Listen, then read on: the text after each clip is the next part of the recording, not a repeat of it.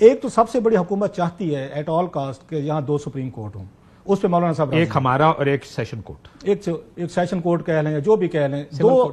میں ان کے مولانا صاحب کی بتا رہا ہوں کہ وہ کن 3 چیزوں پہ راضی مجھے لگے ہیں، یہ میری ریڈنگ ہے پھر کہوں گا، جو حکومت کا سب سے بڑا مطالبہ ہے جس پہ جانا چاہتے ہیں کہ 2 کورٹس ہونے چاہیے۔ 2 کورٹس کا مطلب تو یہ ہے کہ اس کے بعد ان کا جسٹس منصور شاہ صاحب جو ہیں ان کا جو مطلب جو اس پہ حکومت کو وہ شاید ٹف ٹائم نہیں دے پائیں گے، جو ان کی یہ حکومت کی منشا ہے، ایک تو اس پہ وہ راضی ہے مولانا صاحب۔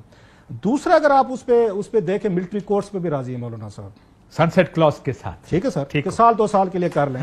یہ اسٹیبلشمنٹ بھی خوش ہو جائے گی۔ اچھا اس کی ریزننگ بھی انہوں نے ٹھیک دیا، میں سمجھتا ہوں مولانا صاحب نے دیا۔ دوسرا حال تو یہ پھر بندے ڈس اپیئر ہوتے جائیں، خدا نہ خواستہ ایکسٹرا جوڈیشل کلنگز ہوتی رہیں، پھر آرمی کو وہ یہ سمجھتے ہیں آرمی کو سال 2 سال کے لیے آپ کے پاورز ان کو دینی چاہیے، اور پھر انہوں نے آ کے آئیڈینٹیفائی بھی کیا۔ اس میں 9 کا بھی بڑا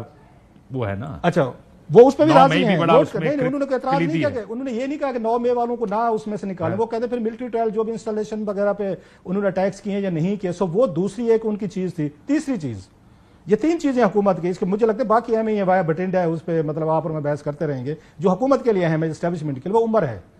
مولانا صاحب جب عینی اس پہ مان رہے ہیں کہ وہ کر رہے ہیں، تو آج کہہ رہے تھے بنگلہ دیش کی انہوں نے مثال دیا کہ 67 ہے وہاں پہ، کامران مرتضی صاحب نے بھی ان کو انڈورس کیا کہ بنگلہ دیش پھر ہم نے اس کو ماڈل بنایا جا سکتا ہے۔ سو میں یہ سمجھتا ہوں مولانا صاحب ذہنی طور پر وہ تیار ہیں کہ کانسٹیٹیوشنل کورٹ پر، یس، ملٹری کورٹس پر، یس، اور ایج پہ اور عمر کے اوپر۔ یہ میری ریڈنگ ہے۔ اب آپ کیونکہ آپ خود بھی موجود تھے، اب اپنی ریڈنگ دیں۔ ان 3 چیزوں پہ جو اہم ہے، میں پھر کہہ رہا ہوں اسٹیبلشمنٹ کے لیے بھی اہم ہے، حکومت کے لیے بھی اہم ہے، اس کے بعد انہیں باقی اور کچھ چیزیں نہیں، انہوں نے بتایا بہت سارے ایگزمپشنز ہو رہے تھے، سروسز چیفز کی ہو رہی تھی، ہیومن رائٹس ابیوزز کی ہو رہی تھیں، یا پھر اس کے بعد اچھا یہ نہیں بتایا گیا کہ وہ باہر نکلا کہ نہیں، وہ جو چیفز کو جو آرمی ایکٹ کو کانسٹیٹیوشنل پروٹیکشن دی جا رہی ہے، مجھے نہیں لگتا اس کے خلاف ہے وہ، اس کے خلاف بھی نہیں تھے۔ سو اچھا